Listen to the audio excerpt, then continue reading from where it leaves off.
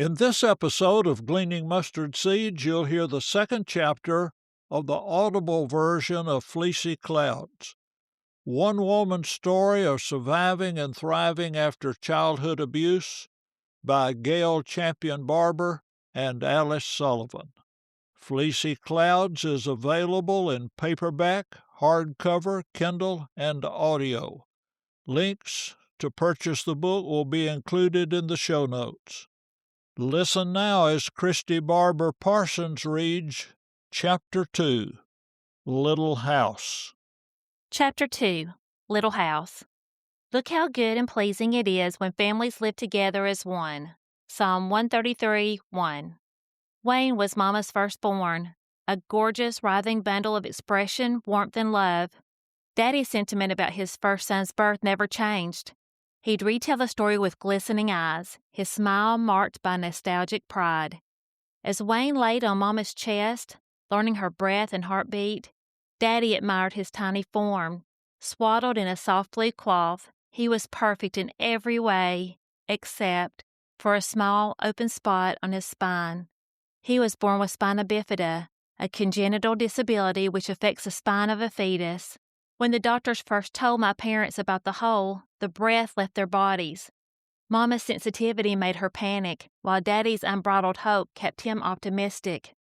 The year was 1940, and treatment options were limited. "It won't be serious," the doctors promised Daddy when they began conversations about surgery. Wayne was 18 months old and just beginning to walk well when he was admitted to a Methodist hospital near Memphis, Tennessee. Daddy always liked to tell people that Wayne once walked. As his surgeons explained the risk of the complex procedure, Mama cradled Wayne's head and held back tears. It would be an experimental surgery, the most innovative practice in the nation. Though general anesthesia would have been sufficient, it was decided that Wayne would be given an epidural with the largest needle my parents had ever seen. Sadly, the shock paralyzed him below the waist. Wayne was given only 2 years to live, but his ferocious spirit and bright will to survive kept him transcending the odds. Wayne's hope eclipsed the limitations the external world put on him. He was a source of light whose vitality would ensure him a whole 80 years of exuberant thriving. As a little girl, I believed my oldest brother to be possibly wiser than Daddy, who is almost impossible to surpass in my eyes.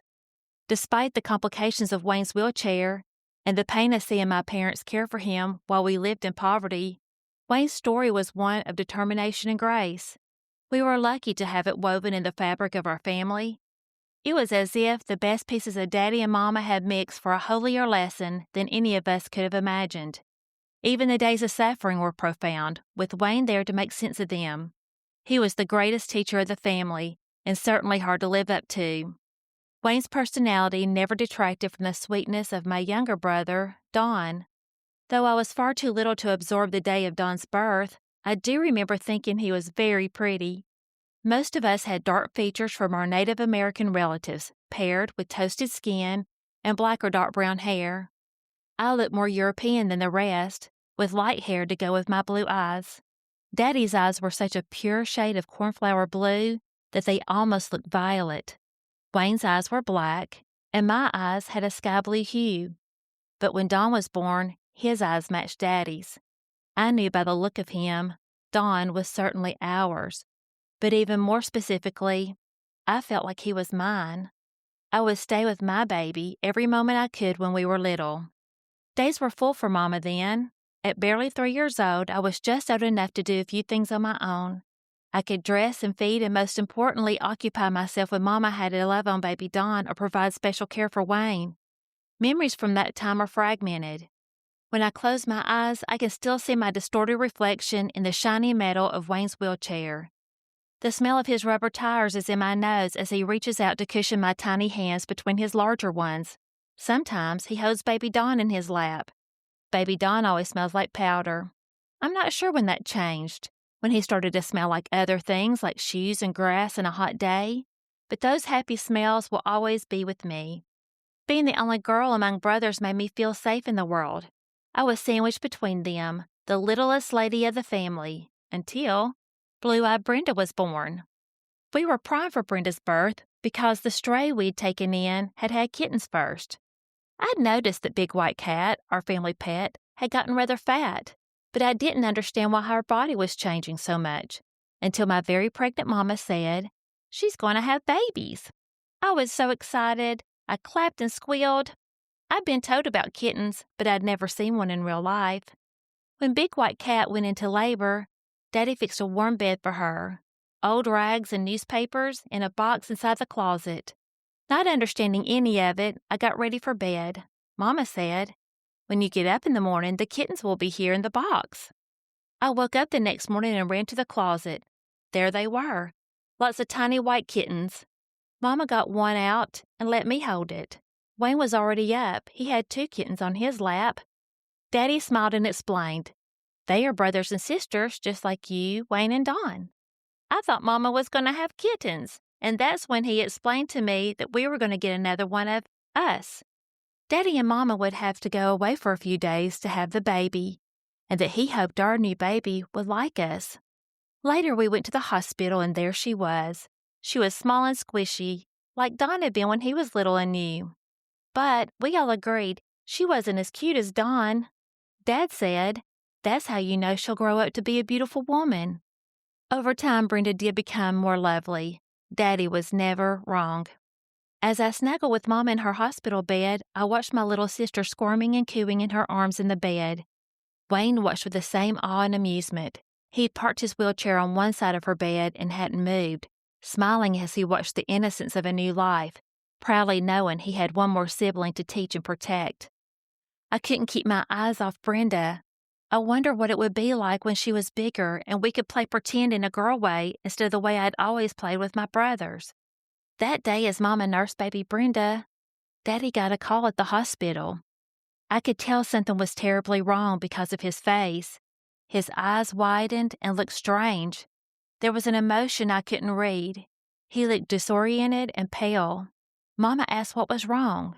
He put his hand up, shook his head, and rushed out of the room. The assisting nurses entered simultaneously and distracted us from whatever trouble existed outside of the hospital room. Hours melted together as we fell more in love with the pink baby sleeping that was now ours, until Daddy came back for us, and time stopped. When Daddy stepped back into the room, he seemed to be a physically different person. It was as though he'd been in a war, marked by age, grime, and weariness. He looked awful. His clothes were dirty, and he had a strange smell about him. His face was oily and smeared with black marks. Solemnly, he asked Wayne and me to leave the room. The nurses gently took our hands and led us into the hallway where we watched our parents through small glass panels in the door. Daddy stepped close to Mama, gently holding onto her shoulders as he spoke. Mama's upper body went limp with agony, and she started to weep over sleeping Brenda. That was my first memory of overwhelming fear and seeing my parents' powerlessness. Mama had just given birth and was now in mental and emotional labor unlike any distress I'd ever seen.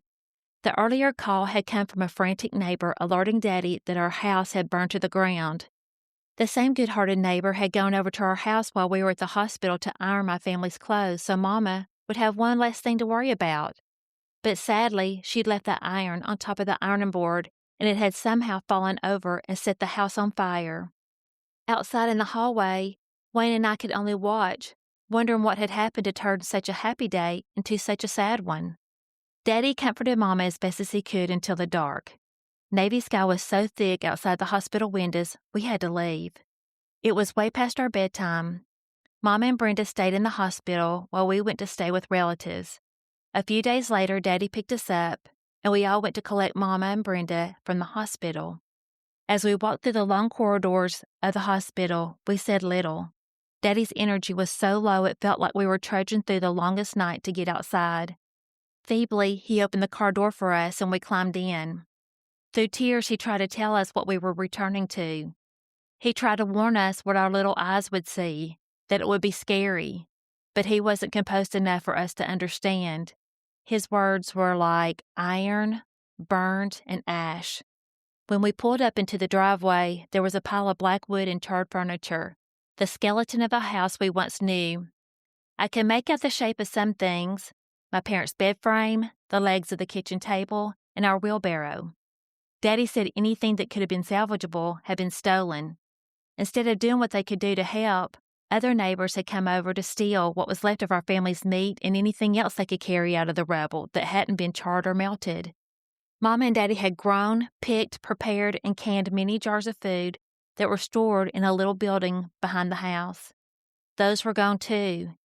In a poorer-than-poor community, you're only friendly neighbors until there's an opportunity to acquire free goods, even if it's due to another family's loss. We had nothing left, except for Big White Cat, who had miraculously survived. Everything else was gone. Without the four walls of our little house, we managed to find lodging for the next few days with Daddy's relatives who lived nearby. Later that week, the government stepped in and moved us to Stinson Hollow, where they gave us a little white house on the water. It was so much bigger and even had a bathroom with a bathtub. We were able to bring Big White Cat with us. It was new and exciting, but sad at the same time, because of all the things that had been burned in the fire or stolen. I began to reflect on the memories I'd had in that little house and how confusing it felt to have nothing familiar to return to when I was at my most exhausted. The safe feeling I'd had coming home after playing outside all day was what I imagined Daddy felt after returning from work. One memory saturated in my mind specifically. Earlier that spring, I'd been out all day with Wayne playing with tobacco sacks. We didn't have many toys, so we used whatever we could find outdoors to ignite our imaginations. Mama was watching us, but only intermittently. She was patient while we collected little rocks in the road, accumulating the most beautifully marked of the bunch to save for later. Then we got rowdy with the rocks.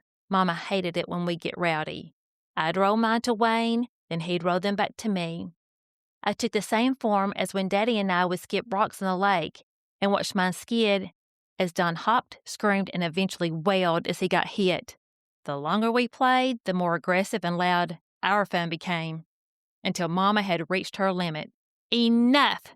she called to us. But we would not listen. We were in the heat of competition, past the point of composure, until finally I felt what I'd never experienced from Mama before. A unique punishment in the form of a whack. Dizzily, I looked up at her. Over my head, she was wielding a fly swatter with an angry look on her face.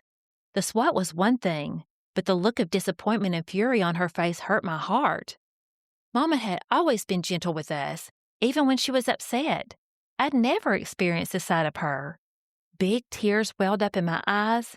I cried, and I couldn't stop crying. Then Mama started crying too.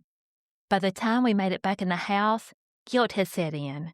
She felt so bad about it, she wrapped me up in her arms, holding and rocking me until finally she carried me to my room and put me to bed.